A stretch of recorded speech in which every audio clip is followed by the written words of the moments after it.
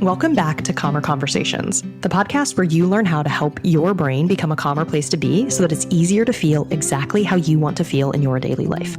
Whether that's feeling calm and confident, content, or even joyful, or just like you've done enough of the right things at the end of the day, or all of the above. I'm Cecilia Mandrick. I'm a certified life coach, yoga therapist, and founder of the Calm Brain Academy. If you're ready to shift the patterns of self-sabotage, procrastination, daily overwhelm, people-pleasing, and perfectionism, you're in the right place. Not only is it possible to change the conversation between your brain and your body, when you do, you'll change your life in the process. And you're one step closer just by joining me today. Ready? Let's dive in. Hi, and welcome to episode number 3 of Calmer Conversations. I'm Cecilia. Let's get started. Today, our topic is your nervous system and why it matters. If you were even tangentially interested in personal growth, which I'm guessing you probably are if you're here, you've likely heard about your nervous system and nervous system regulation. And if you can think back to science class, no matter how long ago that was, you're probably aware that you have a thing called a nervous system, and it's related to states like fight or flight. And if you can't even remember that, honestly, it doesn't really matter. Mostly, you just need to be a human here today to get something out of today's episode, which is, again, all about your nervous system and why paying attention to it and working with it matters for making lasting change in your life and how you feel day to day, minute to minute.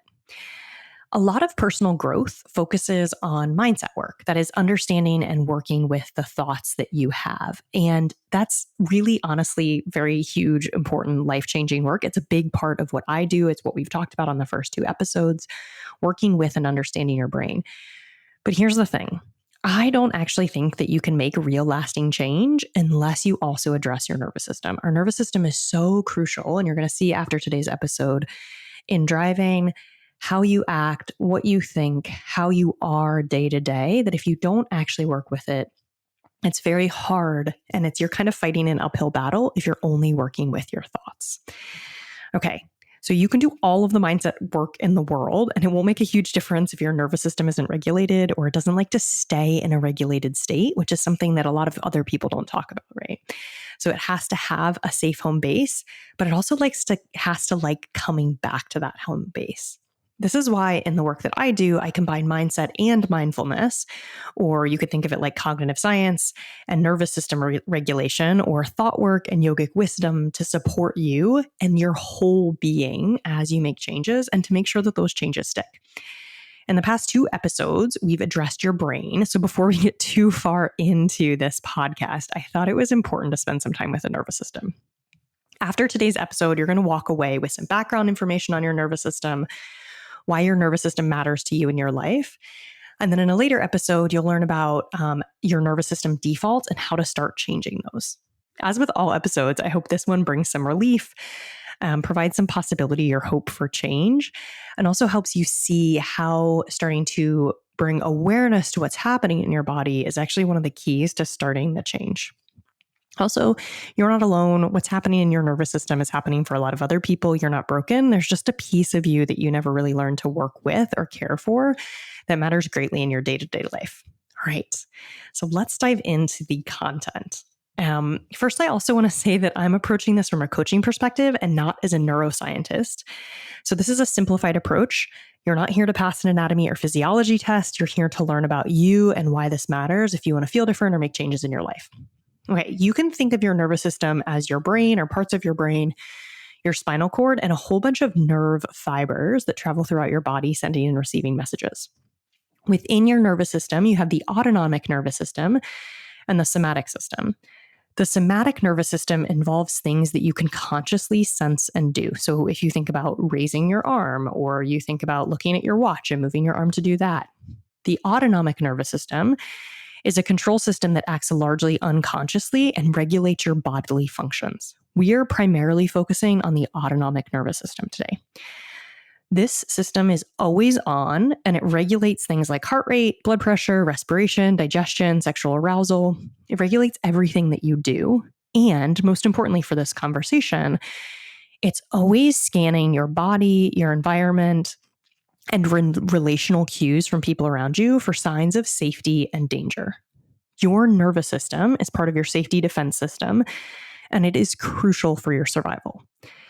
all of this safety danger stuff and your autonomic nervous system is happening behind the scenes, right? So you're not having to tell your nervous system that things are different and it should adjust your pupil dilation or your blood pressure.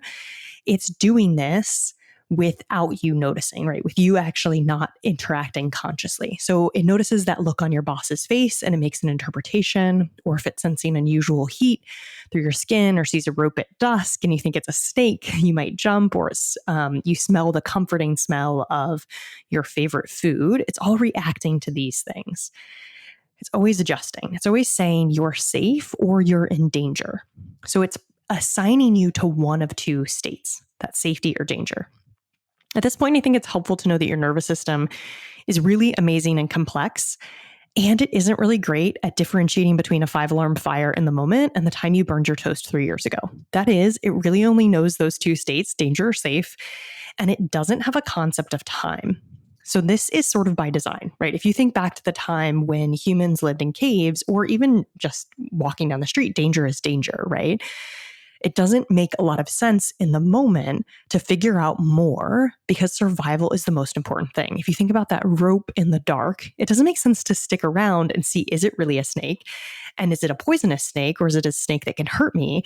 It really just makes sense to respond because your survival might depend on it, right? And so doing something is more important than not doing something. However, in today's world, and for you, it means that your nervous system reacts pretty similarly to things like the fear of getting hit by a bus when you're crossing the street if you see one coming towards you quickly, and receiving an email from your CEO, right? It puts both of those perhaps in the danger case, and you have a very similar reaction. You do have a part of your brain that differentiates between these two things and also differentiates between the levels of danger. That's your prefrontal cortex, your frontal lobe. But it's slower and it makes it slower, right? And it uses more energy. It has a concept of time. But in the moment of danger, or in the moment actually of action, so in the present moment, it has less influence. So your primitive brain and your nervous system, your autonomic nervous system, have more pull and power in the moment than your thinking brain, your cognitive brain, your higher self, however you want to think about that. And I think this is a really important point. And honestly, if you just take this away from the episode, it might be life-changing because in the moment of action, a different part of your brain is making a decision than the part of your brain that makes decisions thinking about your future, right? This is a quick aside, but for instance, if you really want to go running at 6 a.m., and you know that you want to go running because you signed up for this race with a friend and you really want to change your fitness and you actually love getting out of the door and moving your body, it all sounds really great ahead of time, right? That's your cognitive brain or your higher self thinking about goals, thinking about who you're becoming, thinking about the impact of this. But then in the moment, your primitive brain and your autonomic nervous system take over. So your alarm goes off at 6 a.m. and this part of your brain really wants to conserve energy. It really wants to avoid danger and it really wants to seek out pleasure. And so it thinks going for a run at 6 a.m. is a terrible idea. And that's why something can feel so powerful and compelling and really amazing ahead of time. And in the moment, it's really hard to act on it. So honestly, take this away and use that. Just know, oh, in the moment, there's a different part of my brain that's in charge. Once you bring your awareness to this and you can work with it, you can do a lot of different things. Again, without using willpower and self-discipline, just using wisdom and reconnecting to that higher self. Okay.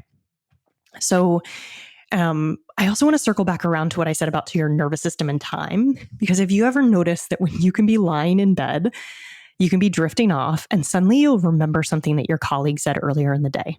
Maybe it was a bit of criticism or feedback, or maybe they pointed out a mistake that you made, something that activated or triggered you. And in that moment, you're in bed. Cognitively, you know that you're safe. Cognitively, you know that you are not in danger in that moment. And you can feel your body flooded with adrenaline and cortisol. You can feel yourself get activated. You can actually say, all right, I guess I'm not sleeping right now, right? You're up and spinning and spiraling. So that's what I mean when I say your nervous system, the autonomic part of your nervous system and the primitive part of your brain doesn't have a sense of time and can't really differentiate between what has actually just happened in the moment and what you're thinking about, right? So you thought about this piece of criticism and it triggered you in the same way that happened in the moment. Again, this is really powerful to know the power of your thoughts and know how your thoughts actually interact with your nervous system.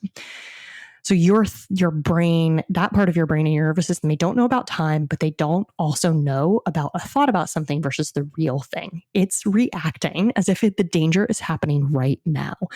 Your nervous system says, you must be in danger. You're thinking these thoughts. We have to protect you. And so then you start to get activated because your first line of defense is you get activated when you sense danger, right?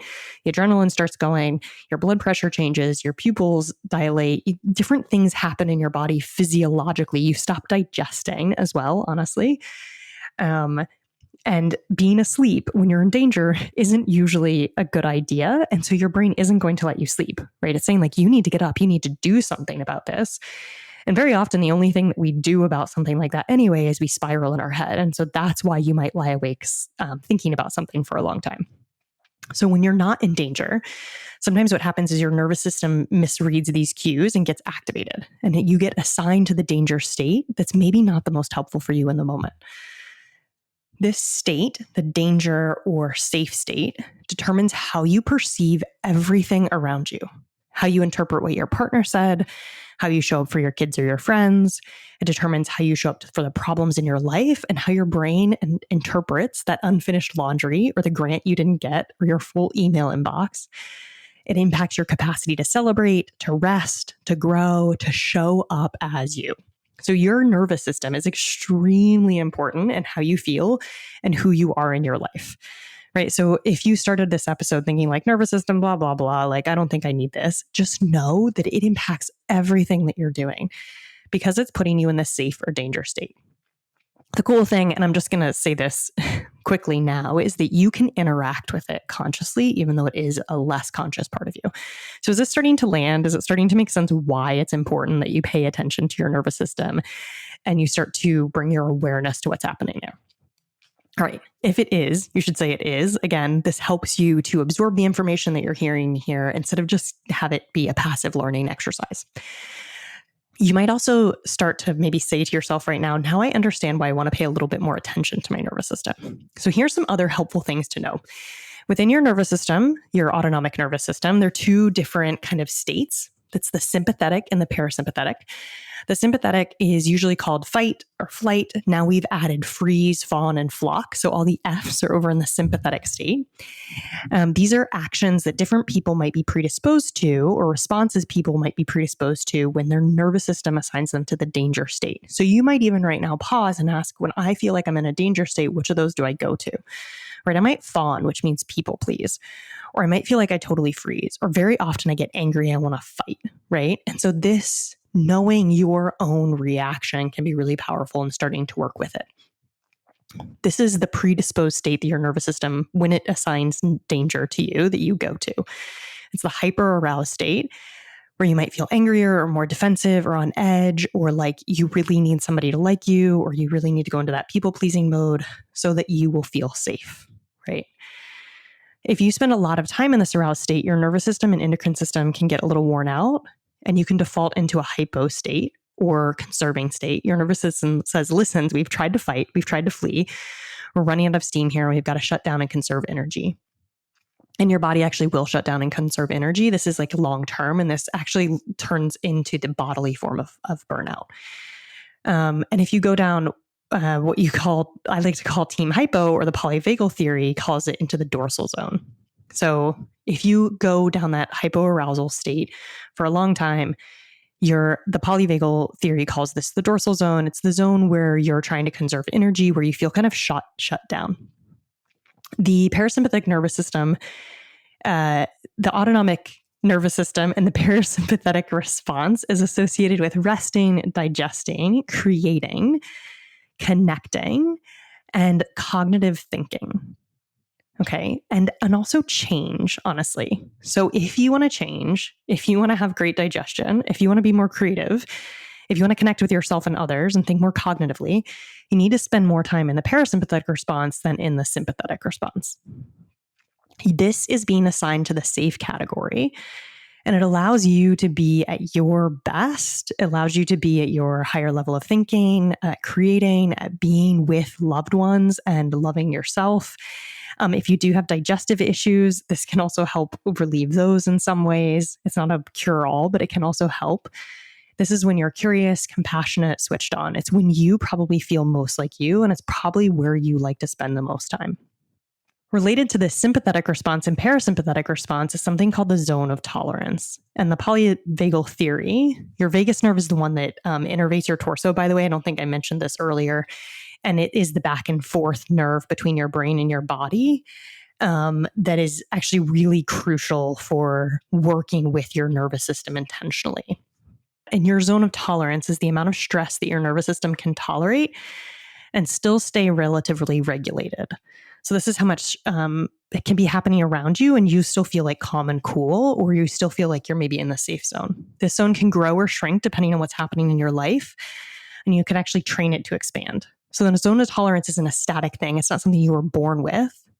But if you think about if you've had a lot of really stressful things go on, or if you've had a couple of years of really stressful things and it feels like I just don't have a lot of tolerance, something really small can set you off, right? So your zone can be smaller on day to day or year to year. It can also grow and you can work with it intentionally.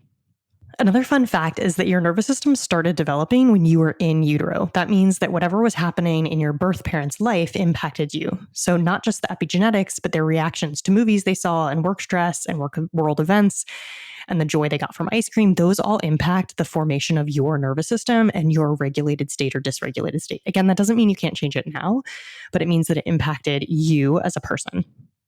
And your nervous system continued and continues to be imprinted. And when you were a baby, when you were a small child, and yesterday. So in other words, your environment, both past and present, and your genetics impact your specific nervous system. But the really cool thing is, like your brain and the neural pathways that we've talked about, your nervous system is learning all the time, which also means that it can unlearn things and it can relearn things that aren't helpful or working in its favor. So this part of your nervous system, the autonomic nervous system, is crucial for how you feel day to day and minute to minute. Okay, so I hope that what I've given you so far has given you a taste of the nervous system, but also why it matters for how you react and how you feel, for instance, at work regularly or with friends or with loved ones. It's not just what you're thinking, but it's what your nervous system is perceiving and what it has perceived in the past, and it's using for information to interpret what's happening now. Most of us spend a lot of time in the sympathetic response. That's the fight, flight, freeze, fawn, flock. But if you want to feel calmer, happier, and more joyful in your life, if you want to make changes in your life, you have to spend more time in the regulated space and that parasympathetic response, right? That's the rest, digest, create, connect, cognitive thinking, and change. And this is why change can be so hard when your nervous system isn't on board. Right? So if you think about trying to make change from that sympathetic response, you're generally in resistance to what's happening around you, to the world. And really, change is very hard there. It's not accessible to you. Cognitive thinking is less accessible. Thinking creatively or acting creatively is less accessible. Connecting with yourself and others is less accessible. And so if you want to make all of those things feel easier and come more naturally to you, one of the easiest ways to do it is to start by working with your nervous system. So for you to learn and change, your nervous system needs to relearn and change. And that means you need to consciously interact with your nervous system to train it to feel okay and safe in certain situations where it might not right now, and to work with it. I don't mean that to gaslight yourself, right? To force yourself to feel safe when you don't actually feel safe, but to start to recognize when your nervous system is over-interpreting something or interpreting something in a way that isn't helpful or supportive to you. It might have learned something in the past that was adaptive, but now is no longer. That's why it's important for you to understand what is happening in your nervous system and state the baseline, right? And also get curious about, where do I want it to be? How do I want it to be? How would I like it to be different? Okay, so then how do you actually get there, right? That might be coming up for you if you've gotten this far. The first is to just become aware, right? To notice, oh, I feel like I'm in danger right now. Oh, I can notice that my pulse is elevated. Oh, I notice that my brain is telling me that things are maybe a little more dangerous than they might actually be. And I'm not going to go into it in depth in this episode, but there's several ways that you can work with your nervous system using that vagus nerve that I mentioned earlier to get to a more regulated state more often, to expand that zone of tolerance, and to start to allow your nervous system to feel safe in that home base. Okay, the 3 that I love the most and that I use in my coaching groups each month are guided meditation, which is I use I Rest Yoga Nidra, if you're familiar with that, which is we're working through understanding what's happening in your body and your breath and your brain and kind of playing around with you being the person who is aware of what's happening. Coherent breathing, which is slow diaphragmatic nasal breathing, thinking about 5.5 breaths per minute.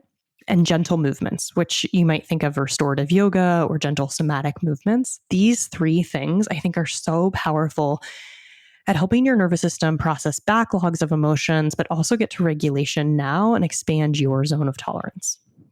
All right, so there are a few big takeaways in here. You might just take a moment and pause and think about what you're taking away from this episode and what you think might be most impactful for your life.